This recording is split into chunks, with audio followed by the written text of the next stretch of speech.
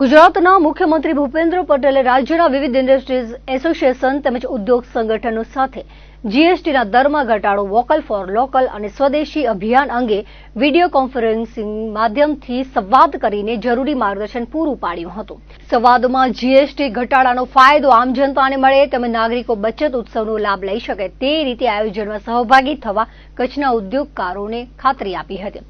મુખ્યમંત્રીએ રાજ્યના ઉદ્યોગકારો અને ચેમ્બર ઓફ કોમર્સના પ્રતિનિધિઓને જીએસટી ઘટાડાના લાભ અને તેનાથી ભવિષ્યમાં થનારા ફાયદાઓ વિશે અવગત કરાવ્યા હતા. ગુજરાતના જન સુધી વોકલ ફોર લોકલની મુહિમને પહોંચાડવા, સ્વદેશી વસ્તુઓની ખરીદીને પ્રાધાન્ય આપવા અને જીએસટીનો લાભ નાગરિકોને આપવા માટે આ બેઠકમાં ઉદ્યોગકારોને અનુરોધ કરવામાં આવ્યો હતો. સંવાદમાં જીએસટી ઘટાડાનો ફાયદો આમ જનતાને મળે તેમજ નાગરિકો બચત ઉત્સવનો લાભ લઈ શકે તે રીતે આયોજનમાં સહભાગી થવા કચ્છના ઉદ્યોગકારોને ખાતરી આપી હતી.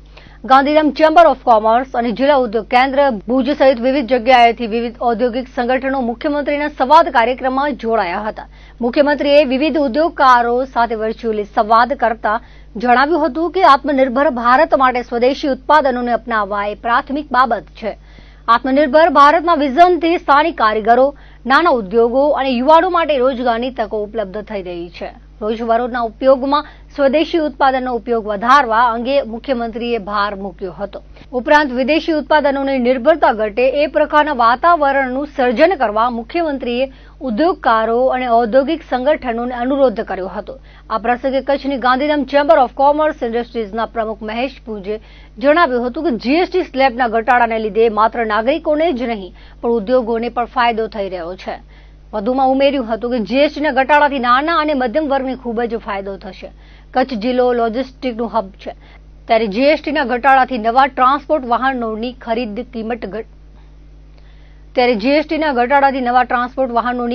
કિંમત ઘટી છે, જેનો સીધો જ લાભ ઉદ્યોગકારોને મળી રહ્યો છે. મહેશ પૂજે વડાપ્રધાન નરેન્દ્ર મોદી અને મુખ્યમંત્રી ભૂપેન્દ્ર પટેલનો આભાર વ્યક્ત કરીને જીએસટી ઘટાડાના નિર્ણયને બિરદાવ્યો હતો. ગુજરાત સરકાર દ્વારા જે એક જીએસટીના માર્ગદર્શન માટેની જે એક મિટિંગ રાખવામાં આવેલ હતી, જેમાં આદરણીય ભૂપેન્દ્રભાઈ પટેલ સાહેબની અધ્યક્ષતામાં જે મિટિંગ હતી, એમાં ઉદ્યોગ મંત્રી શ્રી બલવંતસિંહ રાજપૂત સાહેબ, શ્રી જગદીશ વિશ્વકર્મા સાહેબ, શ્રી હર્ષભાઈ સંઘવી સાહેબ, ચીફ સેક્રેટરી સાહેબ એમ કે દાસ સાહેબ અને આપણા પ્રિન્સિપલ સેક્રેટરી શ્રી મમતા વર્મા મેડમ તમામ વતીથી એક ખૂબ સારી મિટિંગ રહી. કારણ કે લગભગ 15 થી 20 વધુ ચેમ્બર ઓફ કોમર્સ અને બીજા ઘણા બધા એસોસિએશન, લગભગ 400 થી વધુ એસોસિએશન આમાં જોડાયેલા હતા.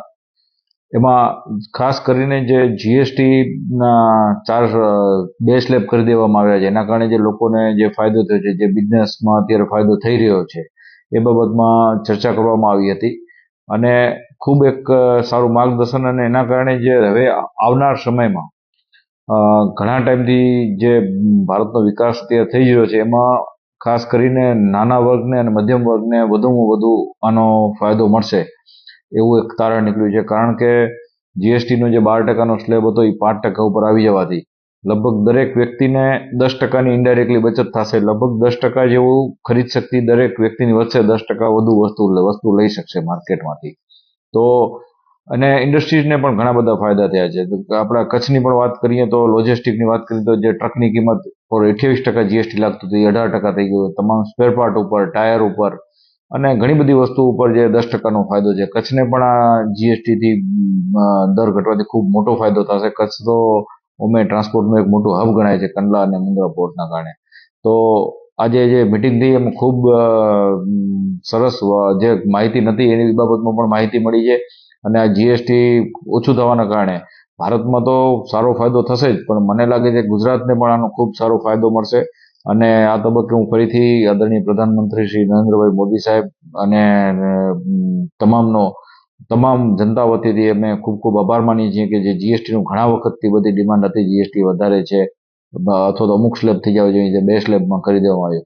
ખૂબ જ ઉપયોગી મિટિંગ આ દરેક વેપારીઓ માટે, દરેક એસોસિએશન માટે રહી છે.